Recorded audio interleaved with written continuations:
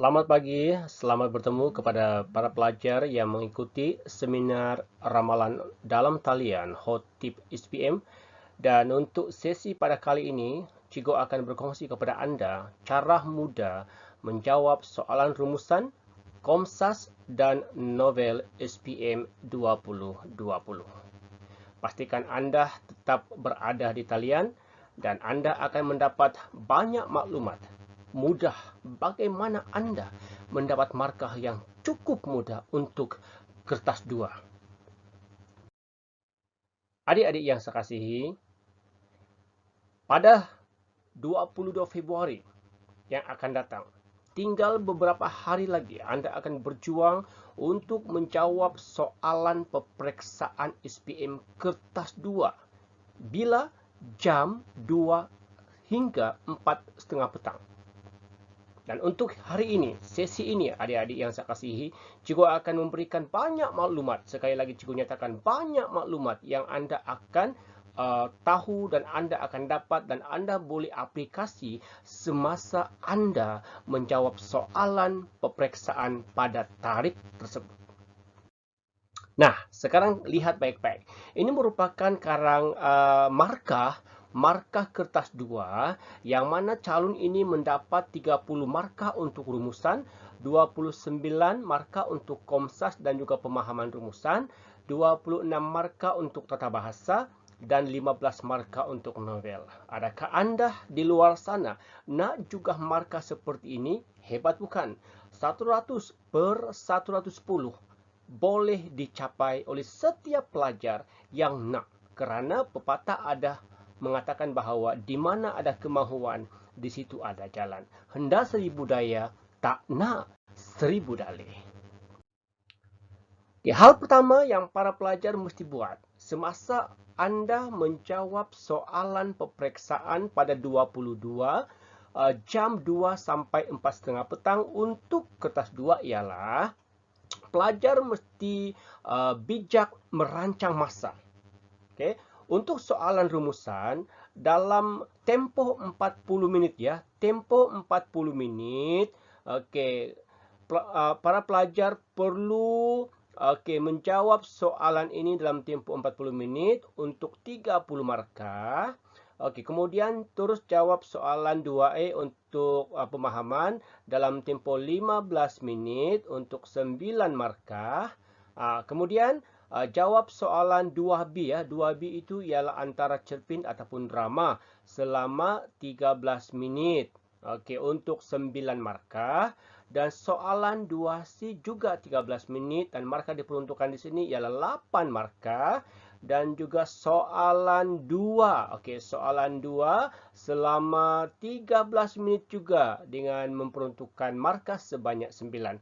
Jadi markah untuk Komsas ialah sebanyak 26 markah sahaja. Jadi para pelajar yang saya kasihi, tips pertama yang cikgu nak beri kepada anda pada hari ini ialah anda perlu bijak merancang masa ketika menjawab soalan tersebut. Kita teruskan ya. Okey, seterusnya. Okey, seterusnya. Saya dah ulang balik. Cikgu dah ulang balik sekali lagi. Sila bijak rancang masa ketika menjawab soalan kertas 2.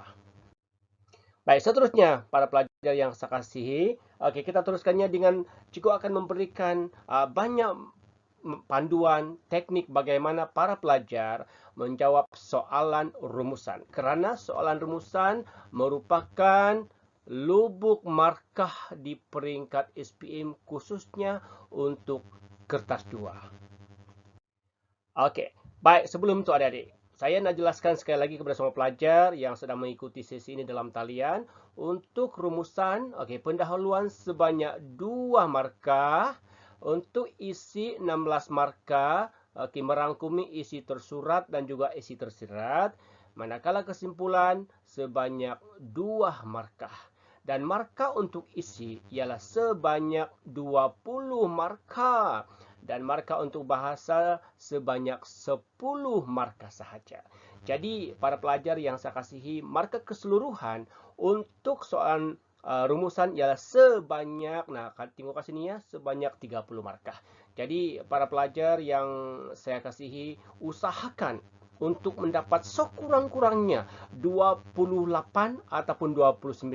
Dan kalau ada pelajar yang boleh dapat sampai 30, itu merupakan salah satu pencapaian yang sangat luar biasa. Jangan hanya usaha nak dapat 20 markah. Jangan. Anda kena berusaha untuk mendapat lebih daripada 27 markah. Sila ikuti sesi cikgu yang selanjutnya. Okey, sekarang cikgu akan jelaskan kepada anda jumlah patah perkataan untuk rumusannya. Jadi untuk rumusan ini hanya 120 patah perkataan sahaja. Tidak boleh lebih daripada itu. Itu sebabnya para pelajar anda kena tahu. Okey, bilangan patah perkataan yang dikira ataupun apakah perkataan yang dikira satu perkataan. Okey, yang pertama nama khas satu. Yang kedua perkataan berulang atau kata ganda. So ini dikira satu. Okey, kemudian yang ketiga penggunaan kata depan di dan ke. Di dan ke dikira satu. Contohnya di sekolah. Itu dikira satu ya. Di Kota Kinabalu dikira satu. Di Kuala Lumpur dikira satu. Atau ke Pulau Pinang pun dikira satu. Okey. Seterusnya tarik juga dikira satu. Angka yang ditulis dengan nombor ataupun perkataan pun dikira satu. Dan juga gelaran pun dikira satu. Adakah anda faham bagaimana kita nak mengira satu perkataan? Okey, kalau penanda wacana ya, kalau penanda wacana, contohnya di samping, itu dikira satu. Kalau di samping itu dikira dua. Kalau selain itu dikira dua. Okey, faham ya adik-adik semua? Okey, kita teruskan ya. Nah, jadi para pelajar kena ingat ya, kena ingat. Calon SPM kena ingat dan wajib ingat. Jawapan calon setakat 120 patah perkataan sahaja. Okey? Dan pemeriksa akan kira jawapan calon setakat 120 patah perkataan sahaja. Ingat ya adik. Jawapan calon setakat 120 patah perkataan sahaja yang diperiksa. Manakala yang selebihnya itu tidak diperiksa. Kemudian, markah bagi setiap isi sahaja, isi yang tepat sahaja dan lengkap yang diberi markah. Maksudnya, hanya markah yang tepat dan lengkap sahaja yang akan diberikan markah. Adakah anda faham? Okey, bagus. Okey, kita teruskan ya adik-adik. Baik, perenggan seperti biasa 4 perenggan. Okey, ada perenggan pendahuluan 1, perenggan yang kedua isi tersurat, perenggan yang ketiga isi tersirat dan perenggan yang keempat ialah kesimpulan. 4 perenggan sahaja ya. Okey, kita teruskan. Baik. Nah, hal pertama ataupun hal penting yang mesti anda kuasai ialah anda perlu kenal pasti tugasan dan tukar dengan perkataan yang sinonim. Okey, contohnya kesan tukar kepada akibat, langkah, masalah, faedah, faktor, tujuan, peranan, persediaan dan sebagainya. Itu perlu ditukar dengan perkataan yang sinonim. Nah, seterusnya adik-adik, kita teruskan ya dengan cikgu akan memberikan contoh kepada anda supaya anda faham ya, supaya anda faham. Cikgu akan ambil soalan SPM ulangan tahun tahun 2020. Okey, ulangan ni. Okey. Soalannya, baca petikan di bawah ini dengan teliti. Kemudian buat satu rumusan tentang persiapan-persiapan untuk menghadapi peperiksaan dan tujuan-tujuan seseorang mengambil peperiksaan. Panjangnya rumusan hendaklah tidak melebihi 120 patah perkataan. Jadi para pelajar kena ingat ya, fokus utama dalam soalan ini ialah persiapan. Ini fokusnya. Ini fokusnya. Dan fokus yang kedua ialah tujuan. Tujuan. Okey. Ingat, cikgu ulang balik. Fokus utamanya ialah persiapan dan fokus keduanya ialah tujuan bagi petikan rumusan ini. Okey, teknik mudah. Bagaimana anda nak membina pendahuluan rumusan? Okey, cikgu berikan satu contoh yang paling mudah. Okey, adik-adik semua, tengok baik-baik ya. Okey, kita bahagikan kepada 4. elemen 1 subjek, elemen 2 kata bersinonim, elemen 3 isu, dan elemen yang keempat ini ialah tugasan yang kedua. Okey, anda mulakan dengan rumusan membincangkan. Okey, persiapan-persiapan ini adik-adik, Anda kena tukar dengan perkataan sinonim, ya. Okey, tukar dengan perkataan sinonim kepada persediaan-persediaan. Kepada persediaan-persediaan.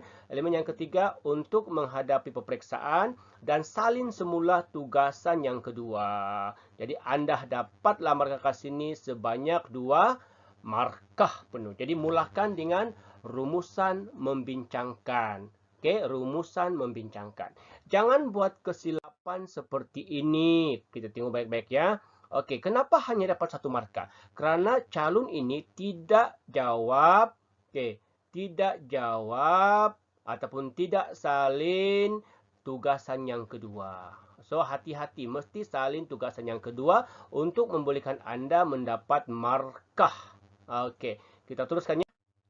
Dan juga elakkan kesilapan macam ini. Elakkan kesilapan macam ini. Apa masalahnya adik? Kenapa pelajar ini mendapat markah kosong? Kerana pelajar tidak tukar tugasan pertama dengan perkataan yang sinonim. Jadi dapat markah kosong. Jadi untuk nak mendapat markah 2 markah, ingat mesti bermula dengan rumusan membincangkan, kemudian tukar perkataan sinonim itu dengan perkataan yang tepat. Okey. Baik, kita teruskan ya. Bagaimana anda ataupun para pelajar mencari isi tersurat? Ingat, teknik yang paling mudah ialah, ingat baik-baik adik, huraian dan contoh tidak perlu kamu tulis. Huraian dan contoh tidak perlu anda tulis. Okey, kita teruskan. Okey, hanya ambil di sini ya. Ambil isi yang pertama. Sini ya. Ni ya. Ini menyediakan jadual waktu pembelajaran persendirian yang sistematik. Okey, ada subjeknya kita perlulah yang ini boleh ambil boleh tidak. Okey, boleh ambil boleh tidak. Okey. Kemudian perenggan yang kedua. Kita hendaklah, ini subjeknya, ini boleh ambil boleh tidak, bersifat optional. Dan isi yang kedua, fokus terhadap subjek topik sampai kemahiran yang perlu diberikan perhatian itu wajib diambil. Okey, manakala isi yang ketiga, ini amalan pengurusan masa yang efisien, sampai sini sahaja ya. Sampai sini sahaja. Jangan lagi ambil yang ini sebab ini ialah huraian. Okey. Baik, kita teruskan adik-adik perenggan yang ketiga. Okey, perenggan yang ketiga, kita seharusnya yang ini bersifat optional seperti yang cikgu katakan tadi, tidak perlu ambil. Okey, kalau nak ambil pun tak ada masalah ya. Tapi boleh ambil boleh tidak. Okey. Isi yang keempat, mengambil berat tentang penjagaan kesihatan diri. Sampai di sini anda dah dapat 2 markah sudah dalam tangan ya. Kemudian isi yang kelima. Pengambilan makanan berzat dan makanan tambahan. Sampai di sini sahaja. Yang ini tidak perlu diambil. Jangan ambil. Okey. Okey, baik. Kemudian isi yang keenam ya. Isi yang keenam, mengelakkan gangguan perasaan dan fikiran. Yang ini boleh ambil boleh tidak ya. Kemudian isi yang ketujuh, kita hendaklah yang ini pun boleh ambil boleh tidak. Okey, sampai mana kamu ambil adik? Sampai di berilmu sahaja. Sampai di sini sahaja. Manakala yang ini tidak perlu kamu ambil. Kerana itu ialah huraian. Faham tak? Okey, kita teruskan. Perenggan yang keempat. Okey, isi yang ke-8. Amalan kerohanian seperti berdoa dan bertawakal setelah berusaha perlu diperbanyak. Sampai di sini sahaja. Yang agar ini, sampai di sini, ini ialah huraian. Tidak perlu anda ambil. Jelas setakat ini? Okey. Baik. Sekarang adik-adik, kita tengok ya. Ada 8 isi tersurat. S1 sampai S yang ke-8. Berapa isi yang mesti anda ambil? Cikgu mencadangkan supaya pelajar dapat ambil 7 isi sahaja. 7 isi sahaja. Antara 1 sampai 8, mana-mana pun anda boleh ambil. Okey, bagaimana kamu nak mula? Bagaimana kamu nak mula? Mulalah menulis rumusan dengan persiapan-persiapan, ini ambil balik ya, ataupun kamu ambil persediaan-persediaan pun boleh. Ulang balik. Untuk menghadapi peperiksaan baru masuk S1. Kemudian selain itu S2. Di samping itu S3, S4. Selanjutnya S5 dan S6. Dan akhir sekali S7. Jadi begitu caranya. Begitu caranya Anda menyusun isi tersurat dalam rumusan. Kemudian untuk seperti lagi ya, cikgu nak ingatkan kepada semua pelajar, cikgu ingatkan semua. Oke, cikgu ingatkan semua, jangan sesekali buat kesilapan macam tadi itu ya. Oke, kemudian bagaimana kamu nak tulis? Macam begini ada, macam begini. Oke, inilah contoh yang perlu Anda ikuti. Ini tak ada masalah ya. Oke, kan tadi cikgu cakap tadi ini boleh ambil, boleh tidak. Tapi kalau ini ambil juga pun tak ada masalah, kita boleh terima ya. Oke. Kemudian soalan kebatnya. Soalan kebat, tujuan-tujuan seseorang mengambil peperiksaan. Jadi adik-adik yang saya kasihi, yang ini jawapannya tidak terdapat dalam petikan. Anda perlu usaha sendiri ya. Usaha sendiri.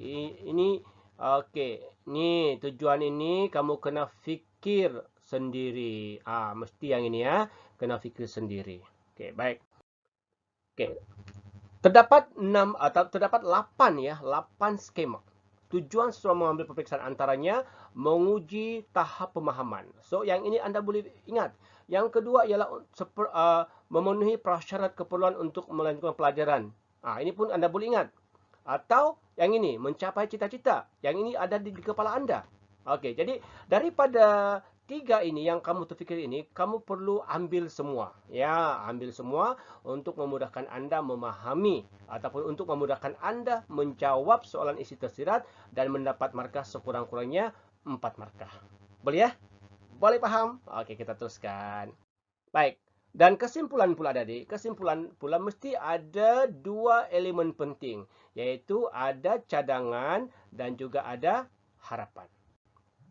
Contohnya, cikgu berikannya, kesimpulannya ini wajib, setiap murid hendaklah bersedia untuk menghadapi peperiksaan agar dapat menjawab soalan dengan penuh tenang atau dapat mencapai keputusan yang cemerlang. Ada 6 elemen sahaja, yaitu penanda wacana, sasaran, kata bantu, masukkan isunya, gunakan kata hubung, dan juga harapan.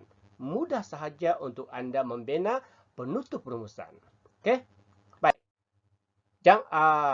Ingat adik-adik, jangan buat kesilapan macam ini. Jangan. Anda akan dapat 0 markah ya. Yang ini pun dapat 1 markah sahaja kerana tiada harapan dalam bahagian kesimpulannya. Jadi hati-hati ya, hati-hati. Baik, seterusnya. Cikgu akan berikan kepada Anda contoh rumusan pelajar yang boleh dapat 30 markah seperti ini. Paham ya? Dahsyat kamu. Baik, seterusnya adik yang saya kasih. Kalau ada pelajar yang langsung tak boleh membina isi tersirat ataupun kesimpulan, cikgu menasihati Anda supaya jawab bahagian pendahuluan sahaja dan susunlah isi tersurat itu sebanyak yang mungkin. Seperti ini. Anda masih dapat markah 21/30. Jadi jangan tak jawab soalan rumusan. Mesti jawab. Ya. Seterusnya untuk soalan pemahaman pula. Untuk soalan pemahaman, kita buat begini ya. Untuk soalan 2E. Soalan 2E. Anda mesti tukar kedua-dua perkataan itu dengan tepat. Seperti ini ya. Merealisasi tukar kepada mencapai, impian tukar kepada cita-cita, sasaran ataupun aspirasi. Cara menjawab dalam bentuk yang lengkap. Dalam bentuk yang lengkap untuk Anda mendapat 2 markah. Mudah kan? Yes, mudah saja. Untuk seterusnya tadi, elakkan jawapan yang seperti ini. Ini ialah contoh jawapan tidak lengkap.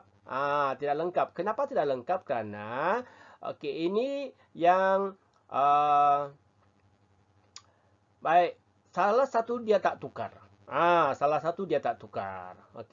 Hati-hati, mesti tukar kedua-duanya.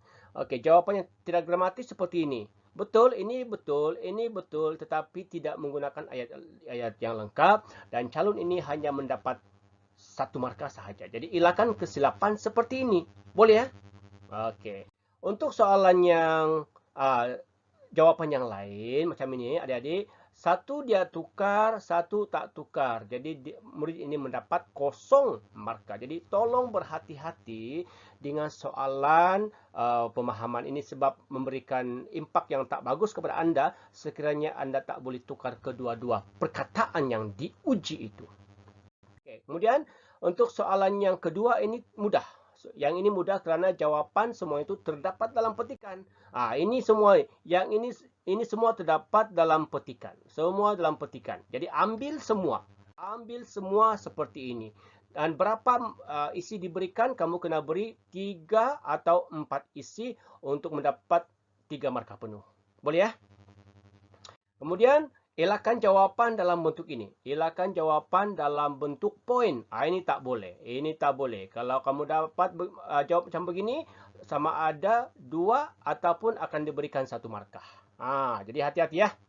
Okey, kita teruskan. Manfaat belajar secara berkumpulan. Yang ini adalah soalan 4 markah. Cara menjawab. Okey, cara menjawab ada 2 cara. Ada 2 cara. Ini adalah skemanya. Ada 6 skemanya.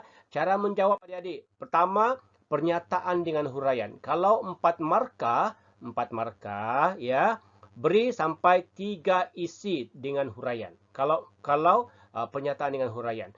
Kalau pernyataan sahaja, beri sampai 4 atau 5 isi. Pernyataan sahaja. Jadi mana satu yang memudahkan Anda untuk menjawab soalan kebat. Ya. Okey. Baik, kita teruskan. Seterusnya untuk soalan 2B. Soalan 2B. Soalan 2 ini paling mudah adik-adik. Paling mudah. Okey. Yang ini ialah pilihan antara cerpen ataupun drama. Okey. Sekarang ini, mana satu yang perlu diberikan perhatian ya? Okey. Berikan perhatian untuk Munshi, Cinta Ahmad Mutawakil dan juga Berkhidmat untuk Negara. Ketiga-tiga ini sangat penting. Sangat penting. Sekarang lihat dalam teks kamu yang ada pada Anda tu, yang sudah diberikan oleh pihak penganjur kepada kamu. Soalan yang pertama ini, jawapannya mudah. Kerana terdapat dalam petikan. Ingat ya, soalan ini jawapannya terdapat dalam petikan. Dan cara menjawab seperti ini. Untuk nak mendapat 2 markah dalam tangan. Okey, soalan kedua ini ialah kebat. Kebat ya. Kebaikan yang Anda peroleh sekiranya Anda terpilih untuk menyertai program khidmat negara. Okey, antaranya ini melahirkan rasa cinta akan negara, membentuk perwatakan positif, setia kawan dan membentuk sikap suka menolong orang lain. Kemudian untuk soalan nilai ya. Okey, huraikan 1 nilai dalam petikan dan 1 nilai dalam keseluruhan drama. Cara menjawab seperti ini. Jadi pelajar mesti berikan nilai iaitu baik hati 1 markah, berikan contoh 1 markah. Di sini kamu dah dapat 2 markah ya, 2 markah. Yang ini berikan lagi jawapan 1 markah, contohnya 1 markah, dapat lagi sini 2. Yang ini bonusnya. Jadi kamu dapat 4 markah dalam tangan. Mudah sahaja kan? Okey. Baik, untuk prosa tradisional, pada hemat cikgu memadai Anda fokus kepada kepimpinan melalui teladan untuk tahun 2020 ya. Okey, yang ini ya. Okey. Cuba lihat dalam soalan tersebut tu adik-adik. Soalannya, apakah maksud penjurit rangkai kata penjurit besar lagi kepetangan? Maksudnya ialah penjurit itu ialah askar. Besar maksudnya handal. Kepetangan maksudnya cerdik. Okey. Jadi cara menjawab seperti ini. Okey, cara menjawab seperti ini. Faham ya? Yang kedua, soalan yang kedua. Tindakan ke Telasari setelah sampai di Melaka. Yang ini ada di jawabannya ini terdapat dalam petikan. Ini 1, ini 2, ini 3, ini 4. Jawapan terdapat dalam petikan dan pelajar jawab dalam bentuk yang gramatis seperti ini. Ya, jangan ada kesalahan bahasa, jangan ada kesilapan ejaan ya. Kemudian untuk soalan kebat pula. Sebab ke Telasari perlu menyamar. Yang ini soalan kebat. Jadi Anda perlu berikan jawapan yang rasional. Contohnya, tidak mudah dikenali oleh musuh, mudah mendapatkan maklumat tentang Laksmana, mudah mengatur strategi untuk menjayakan misinya. Oke. Jadi ini untuk contoh jawaban kebat. Oke. Baik, seterusnya juga akan jelaskan kepada Anda analisis puisi tradisional yang tak pernah keluar. Ini Gurindam tak pernah keluar. Sila berikan perhatian. Oke, kemudian tak pernah keluar lagi. Oke, Sang Gembala Kuda, Sejadah Rindu, dan Kudu Perang. Jadi adik-adik mohon beri perhatian. Ketiga-tiga teks ini tidak pernah keluar setakat ini ya. Oke, kita tengok soalannya. Dan untuk sajak dan puisi yang akan ditanya ialah tentang maksud rangkai kata ataupun rangkap ataupun pemahaman teks. Yang kedua ialah soalan yang berkaitan dengan kebat. Okey, apakah isu yang terdapat dalam sajak ataupun puisi tradisional? Dan soalan yang keempat, okey, yang akan ditanya ialah tema, okey, persoalan, nilai dan juga pengajaran. Kesemuanya ini perlu dikuasai oleh setiap pelajar, ya. Okey, soalan yang pertama. Berdasarkan rangkap ketiga sejak di atas, apakah yang dilakukan oleh penyajak ketika duduk di atas sejadah? Jawapannya terdapat dalam petikan. Ini ialah tikar sejadah ya. Okey, ini ialah tikar sejadah. Jadi jawapannya ada di sini. 1, 2. Okey, kemudian Anda perlu ambil tindakan ataupun perkara yang dilakukan oleh penyajak itu melalui ayat yang betul. Macam begini ya. Bentuk dalam ayat yang betul ataupun buat dalam ayat yang betul seperti ini ya.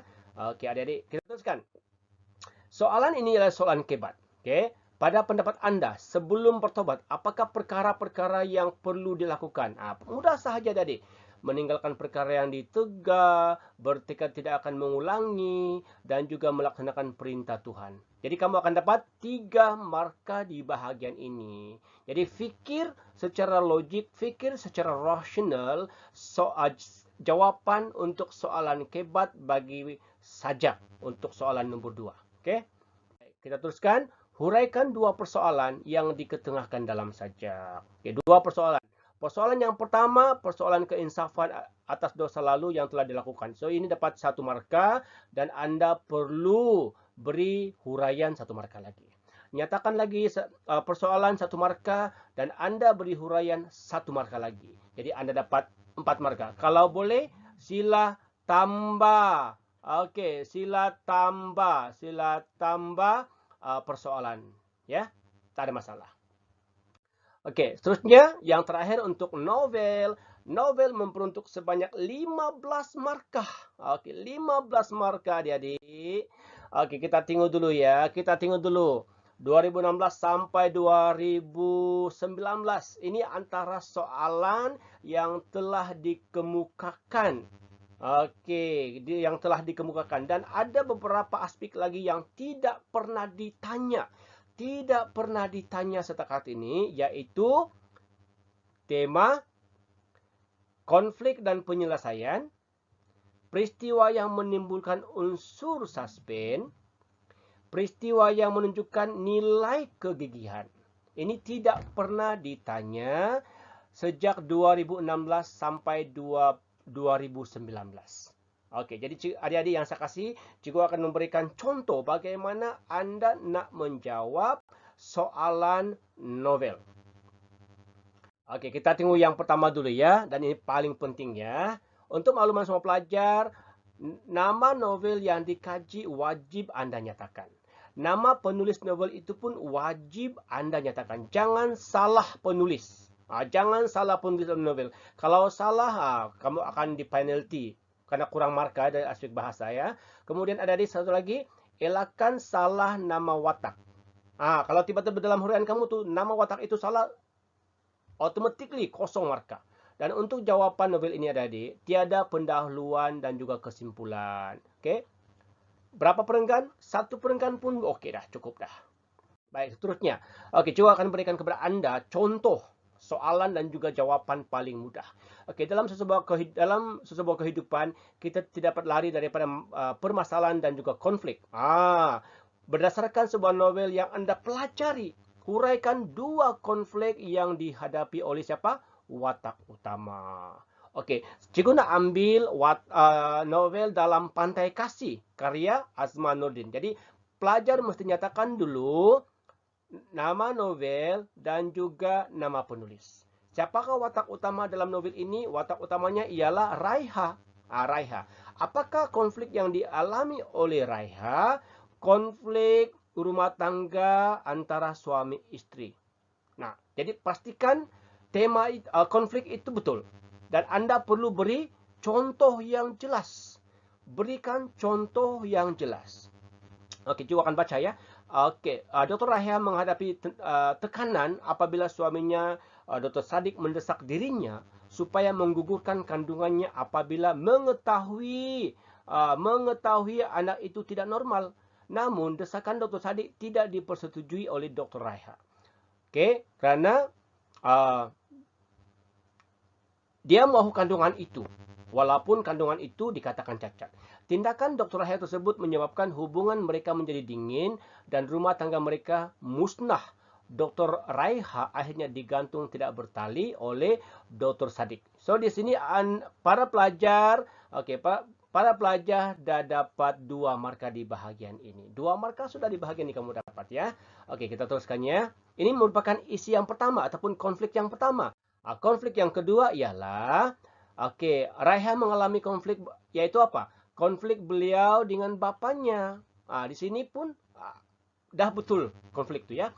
Kemudian Anda perlu jelaskan, Dr. Raiha berkonflik dengan bapaknya apabila bapaknya tidak bersetuju. Dr. Raiha ingin mengawini Dr. Sadik. Karena Dr. Sadik seorang duda beranak 2 dan usianya sebaya dengan bapaknya. Itu alasannya adik-adik. Itu alasannya. Sampai di sini sahaja pun Anda dah dapat markah penuh, sudah tahu. Anda dapat markah penuh. Sini kamu dapat markah 1, sini kamu dah dapat markah 1 juga. Jadi sudah dapat 2 lah. Dan tidak salah untuk para pelajar beri juga huraian ataupun konflik yang lain yang sesuai. Jadi adik-adik akan dapat isi 4 markah, bahasa Anda dapat 3 markah. Jadi keseluruhan Anda dapat 7 markah dalam tangan. Cuma satu hal yang cikgu nak jelaskan kepada Anda. Jangan sesekali ada kesilapan ejaan dan juga imbuhan ataupun tata bahasa dalam huraian jawapan Anda. Ingat baik-baik ya. Baik. Seterusnya, ini ialah soalan B ya, soalan bahagian B. Setiap novel mempunyai tema yang merupakan mesej utama siapa penulis. Berdasarkan dua buah novel yang Anda kaji, huraikan tema dan berikan alasan mengapa Anda rasa tema tersebut dapat mendidik pembaca. Ini merupakan soalan yang pada saya mudah, tetapi sekiranya para pelajar tidak boleh menjawab dengan tepat mengikut kehendak soalan, Anda akan kehilangan markah. So ingat adik-adik, perkara paling penting untuk Anda perlu buat ialah Anda kena faham betul-betul kehendak soalan tersebut. Dan cara menjawab seperti ini. Nyatakan dulu ya. Novel yang telah saya pelajari ialah novel Lieutenant Adnan Wirabangsa. Nyatakan. Karya siapa? Karya siapa? Ini dia, Abdul Latif Talib. Dan novel Tirani, karya siapa? Bib Sabaria. Nyatakan dengan jelas. Nyatakan dengan jelas. Kemudian dalam novel Adnan Wirabangsa ini, apa temanya? Temanya ialah keberanian dan kegigihan seorang pemuda mempertahankan negara daripada serangan musuh. Ini tepat ya? Ini adalah tema yang tepat. Dan di sini kamu kena huraikan. Kamu kena huraikan daripada contoh ini sampailah di sini untuk membolehkan Anda mendapat 2 markah. 2 markah. Kemudian selepas itu adik-adik, Anda mesti tegaskan, Anda mesti berikan alasan kenapa tema ini sesuai. Kerana tema ini dapat mendidik masyarakat supaya mempunyai semangat cinta akan negara dan sanggup berkorban demi negara. Di sini kamu dah dapat 1 markah. Jadi di sini untuk novel 1 ini kamu dah dapat 3 markah. Mudah kan? Kita tengok jawapan yang kedua. Manakala, gunakan ini ya. Manakala novel Tirani memaparkan kecantikan fizikal bersifat sementara, tetapi ilmu yang dimiliki oleh seseorang dapat melindungi kelemahan diri. Ini betul. Betul ya? Kemudian Anda perlu hurai. Anda perlu hurai adik-adik. Sebagai contoh, ini ya. Walaupun cantik, tetapi Wahidah menghadapi masalah dalam perkawinan. Okey, suaminya Zahid. Tu suaminya Zahid ya.